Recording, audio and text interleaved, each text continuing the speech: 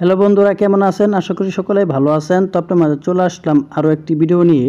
তো আজকের ভিডিওতে আপনাদেরকে দেখাবো রবি সিমে মিস কল অ্যালার্ট সার্ভিস কীভাবে আপনি অ্যাক্টিভ করবেন।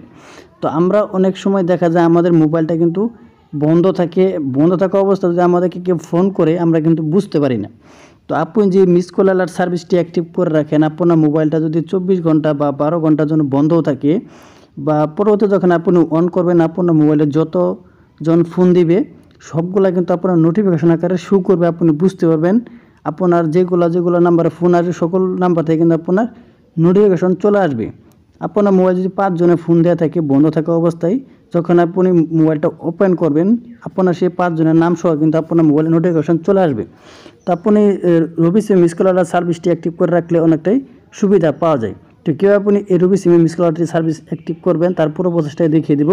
তো চলুন কথা বলবো না, এখন চলে যাক ভিডিওর মূল প্রসেস, ভিডিওটা শুরু করা যাক। তো রবি সিম মিস কল অ্যালার্ট সার্ভিসটি অ্যাক্টিভ করার জন্য আপনি চলে যান মোবাইলের ডায়াল প্যাড অপশনে।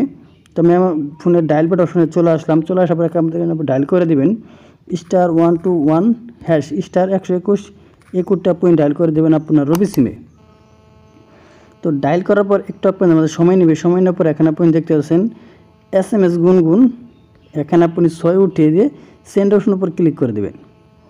সেন্ড অপশনের উপর ক্লিক করার পর এখানে আপনি দেখতে পাচ্ছেন উপরে আছে 0 মিস কল অ্যালার্ট। তো এখানে আপনি 0 উঠিয়ে দিয়ে নেক্সট সেন্ডের উপর ক্লিক করে দেবেন। সেন্ডের উপর ক্লিক করার পর এখানে আপনি দেখতে পাচ্ছেন সার্ভিস অ্যাক্টিভ এবং সার্ভিস ডিঅ্যাক্টিভেট। যদি আপনার সার্ভিসটি অ্যাক্টিভ করা থাকে তাহলে কিন্তু আপনি এখান থেকে বন্ধ করতে পারবেন। আর যেহেতু আপনি সার্ভিসটি অ্যাক্টিভ করবেন, এখানে আপনি 1 উঠিয়ে দিয়ে সেন্ড অপশনের উপর ক্লিক করে দেবেন। ক্লিক করার পর এখানে আপনি দেখছেন আপনার SMS-এর মাধ্যমে তথ্যটি শীঘ্রই জানিয়ে দিবে। তো এখন কিন্তু আমার মেসেজের মাধ্যমে তারা কিন্তু এই সার্ভিসটি অ্যাক্টিভ করে দিবে। তো এই ছিল মূলত আজকের ভিডিও মনে বুঝতে পেরেছেন কীভাবে আপনি রবি সিম মিস কল অ্যালার্ট সার্ভিসটি বন্ধ করবেন। তো ভিডিওটা যদি ভালো লাগে অবশ্যই একটি লাইক করে দিবেন আর প্লিজ চ্যানেলটি সাবস্ক্রাইব করে আমাদের সাথেই থাকবেন। তো সবাই ভালো থাকুন, সুস্থ থাকুন, খুদা হাফেজ।